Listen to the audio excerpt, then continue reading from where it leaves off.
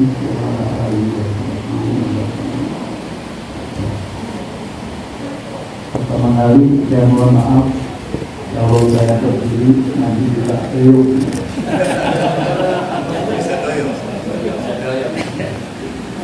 Karena itu saya mohon maaf sampai duduk saja. Yang ingin melihat wajah saya sudah berdiri saja. Baik, terima kasih Bapak sekalian, para keseluruhan, para kiai, para ulama. Saya ingin mengajak Bapak sekalian untuk melihat dulu ke belakang dulu. Melihat dulu, nanti kemudian sekarang, lalu melihat nanti. Pertama kali kita sudah ngomong gitu ya, NKRI harga mati. NKRI harga mati. Harga mati itu yang tidak bisa ditawar. Kalau membeli barang-barang di Arab itu di Saudi biasanya hari kalam, bukan bertawar lagi. Lalu yang dikatakan NKRI harga mati itu, NKRI itu apa sih? Yang dibela sampai mati-matian harga mati itu apa sih NKRI itu? Kita lihat bahwa negeri kita ini Republik Indonesia ya, itu berasal dari kerajaan-kerajaan kecil yang berdaulat. Ada kerajaan Majapahit, kerajaan Mataram, kerajaan Totalu, kerajaan Makassar, kerajaan Banten, Sriwijaya, dan lain-lain.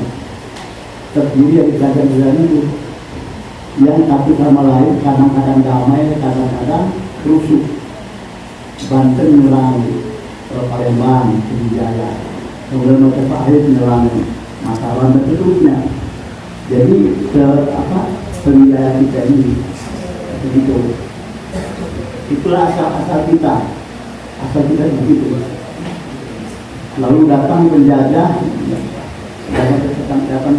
melihat kerajaan-kerajaan itu ini bagus ini, potensial ini, kaya ini, negara-negara kecil itu kaya nih, kalau direbut bagus ini.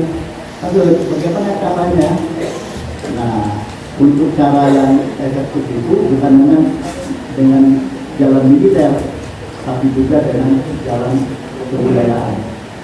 Diperhatikan kerajaan kecil itu suka berperang, lalu suka macam-macam tidak. Kemudian dalam negerinya juga suka ribut dan Arab dan biasa itu dalam sejarah. Begitu, nah kalau itu berarti masyarakat yang kita datang ini adalah masyarakat yang gampang jadi. Kalau begitu berarti supaya menguasai semuanya ini harus diaturlah gitu. Akhirnya setelah salah baru dikuasai dan seterusnya. Baru kemudian pada periode berikutnya itu namanya itu dalam penjajahan. Dari penjajahan itu kemudian baru ampekan ya bisa merdeka. Yang merdeka itu kalau dipikir secara fisik hampir mustahil itu. Meriam dilawan sama bambu runcing. Ini hampir mustahil. Oleh karena itu harus disebutkan atas berkat rahmat Allah yang Maha Kuasa. Jadi ada tangan-tangan Allah yang membantu kemerdekaan kita ini.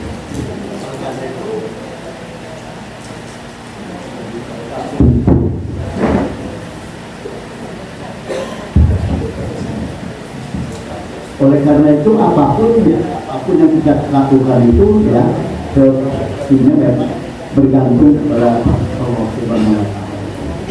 Itu yang pertama. Jadi muasal negara kita ini adalah negara kecil yang cuma berperang itu belum merdeka. Dan Bapak sekalian, wilayahnya sih beberapa wilayah Indonesia itu.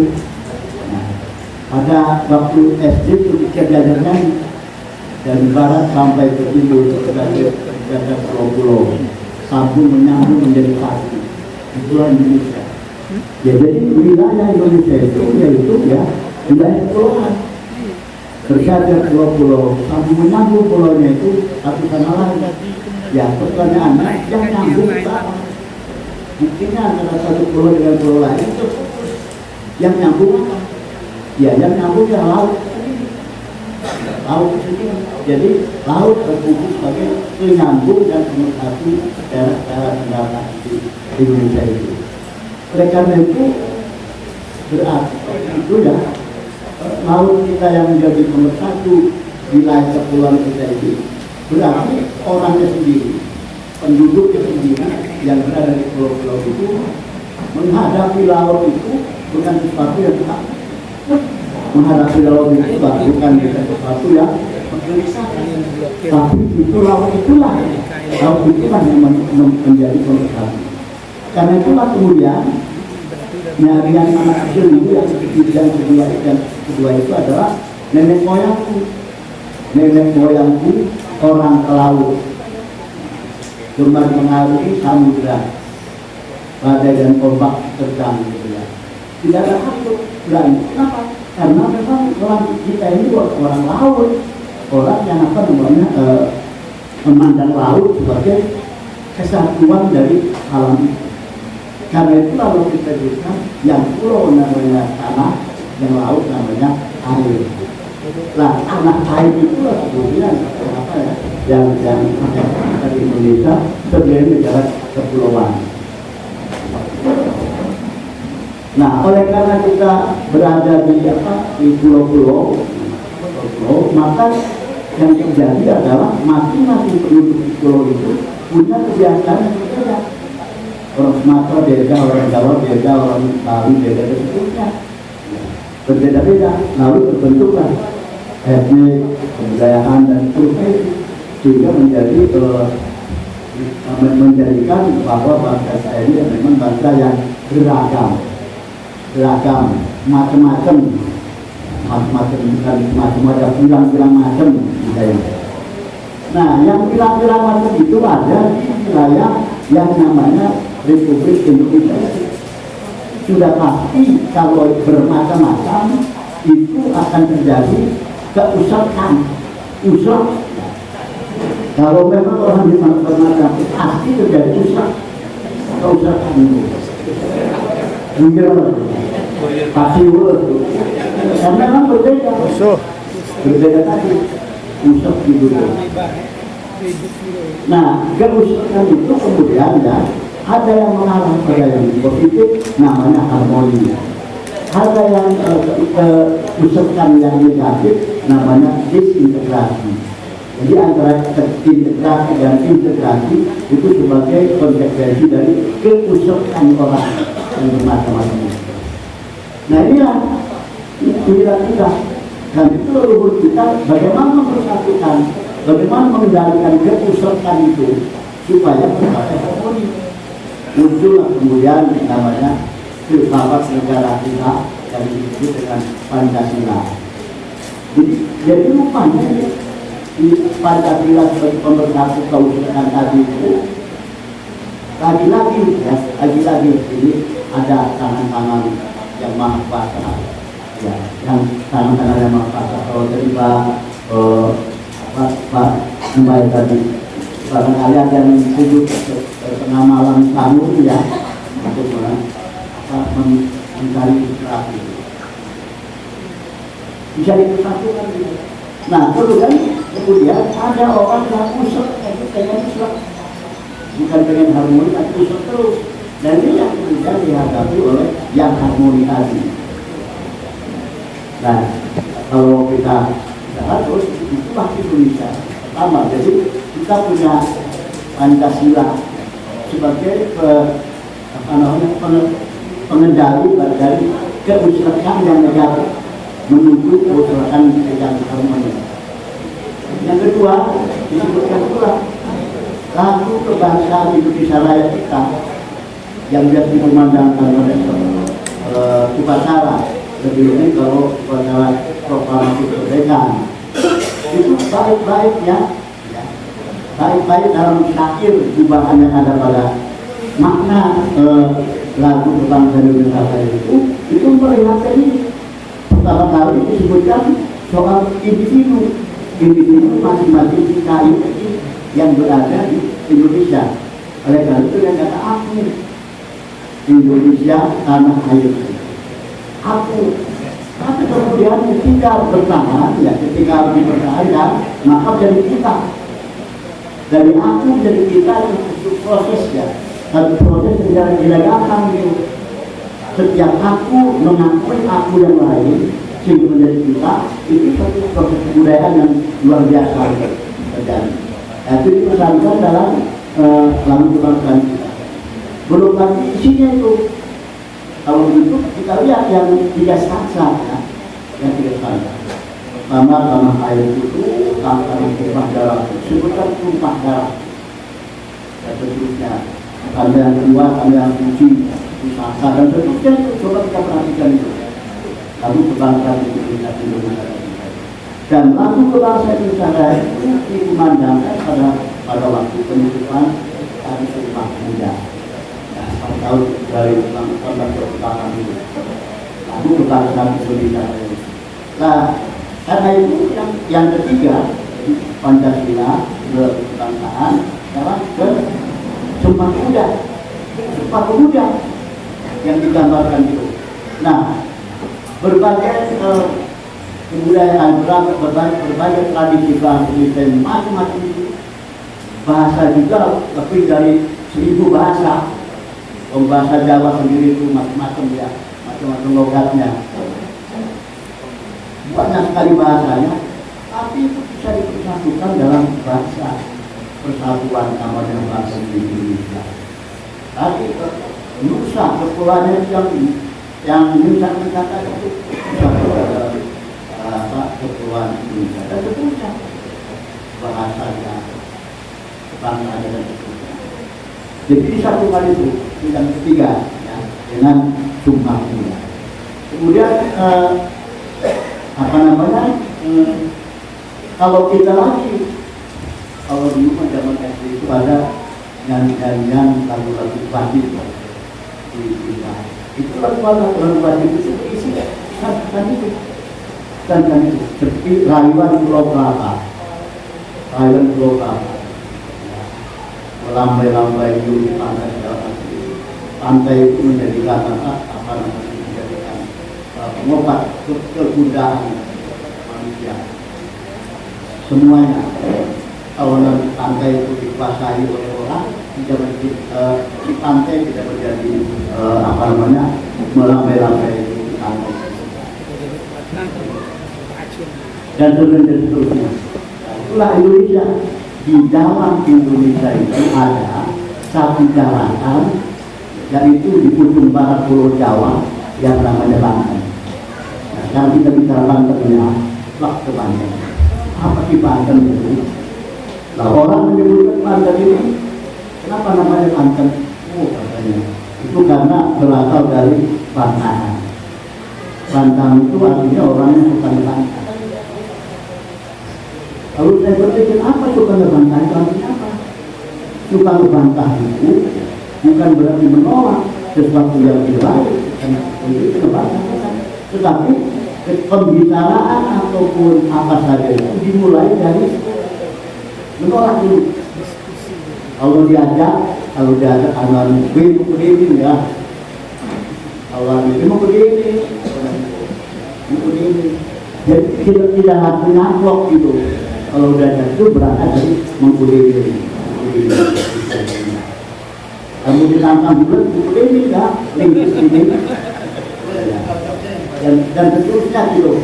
Jadi artinya itu memulai dari dari negasi, kalau istilah budaya mulai dari negasi karena ada bantahan.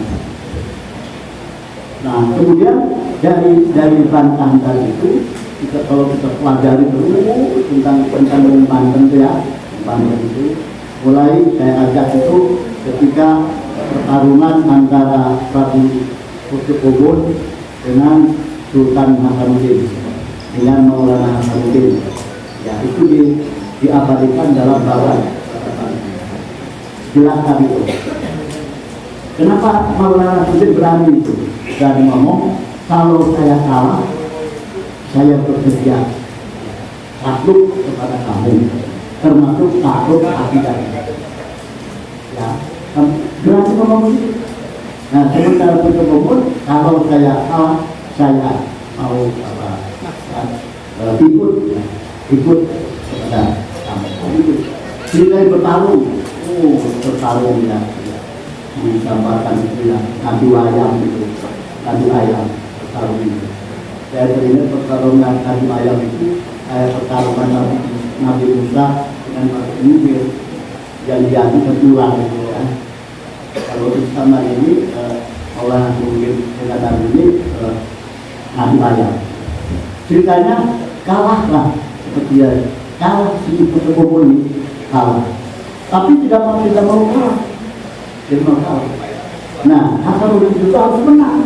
Harus diakui kemenangan itu oleh Penuntut Umum. Tapi Penuntut Umum tidak mau kalah. Sehingga dikejar. Sehingga digambarkan dalam gambar itu. Nampak ke awang-awang. Di Palu Kodam juga nampak awang-awang. Sirna sampai kalah. Tidak kalah. Kemudian dalam Al-Quran juga tidak kalah. Sama-sama dua-duanya.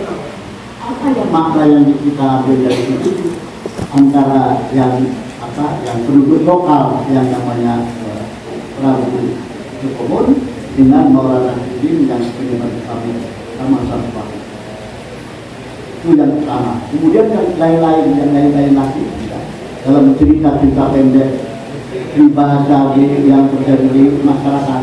Misalnya ada peribahasa begini, tibe pitung balen, tani bolong balen.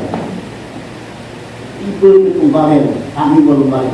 Kalau pengen tahu jelas ya berapa banyak bahasanya itu bisa baca buku saya. Nah, tibe pitung balen, tani bolong balen. Apa? Artinya order saya. Tani mana? Itu. Kemudian juga disebutkan hadir lambat kami air, semacam sengkleh tangan masyarakat ini. Peribahasa ini ungkapan-ungkapan ini yang terjadi yang ada di masyarakat sebagai kearifan lokal. Kemudian saya simpulkan dalam penelitian saya mengenai menelusuri ciri kebudayaan Banten. Pada akhirnya orang Banten itu adalah berpendirian sungkan. Sungkan itu bukan apa ya? Sungkan itu bergerak lah. Sungkan itu bergerak tidak mau. Itu berangkat dari langkahan tadi. Dari sikap orang dan terusan bagi untuk komentar ini pokoknya sungkan. Misalnya ada sungkan kelek, kemudian sungkan seraka, sungkan apes,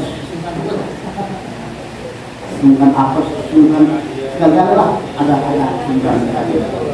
Nah mulainya dari bantahan tadi. Kalau begitu ini kebudayaan Banten.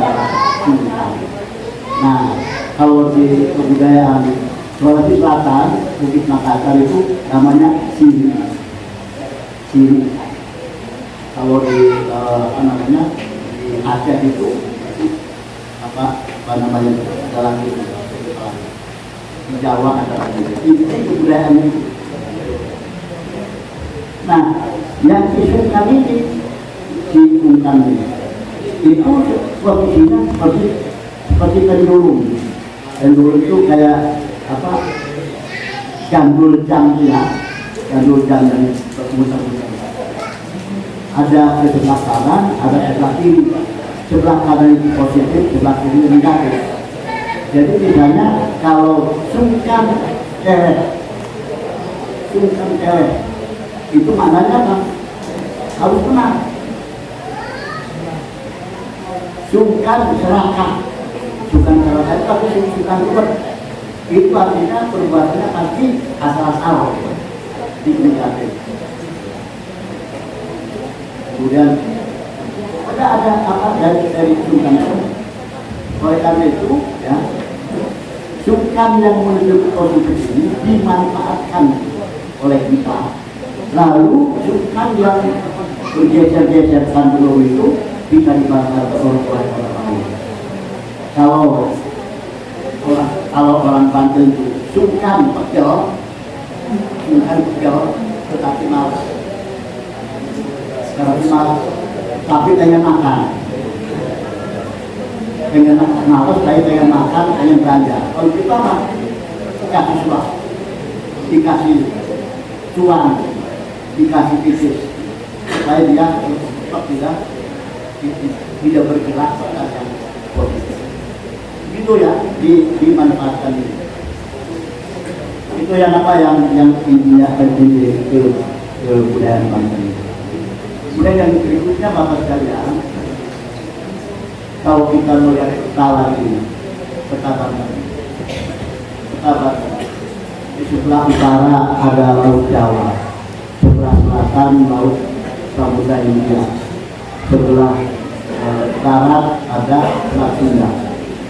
Nah, uniknya di antara Selat Sunda dan Laut Jawa ada perbatasan arus, pertemuan arus itu di Tanjung Putut Negara. Sehingga Tanjung Putut ini bagi pelayaran dulu, ketika orang dari Jawa ke Lampung menggunakan perahu, kalau sampai ke Putut itu ada tata keramanya, bagaimana menembus pertemuan arus dari Laut Jawa ke Selat Sunda. Kemudian di sebelah selatan ada Putut lagi, pertemuan antara Selat Sunda dengan Samudra Hindia. Pertemuan Selat Sunda dengan Samudra Hindia itu di sana ada yang namanya pertemuan arus ujung kulon. Pertemuan Samudra Hindia dengan Selat Sunda sama saja lagi. Karena itu yang di selatan ini dulu ada satu kesalahan negara. Itu yang pertama dari tanda. Kemudian para sekalian, kalau kita melihat lagi paralel garis lurus dari Banten Pendelama ya, terus ke Gunung Santri, dari Gunung Santri potong lagi kempeng terus ke Gayasa dan sampailah di namanya Pulau Santri. Jadi ini ada dari paralel. Pantas kalau begitu, kalau di ujung Pulau Santri itu ada yang disebut dengan Pangeran Jaga Lautan. Gunung Santrinya Pak Kamandur ya, kemudian di Banten Lama. Pak, ada orang yang membuat dari Solo itu yang apa namanya keajaiban sekali ini sebagai perjuangan ulama. Saya kira ya apa kita itu biasa nanti kita sambungkan dulu. Ini kan yang saya sampaikan mudah-mudahan bermanfaat. Bila saya berdaya, wassalamualaikum warahmatullahi wabarakatuh.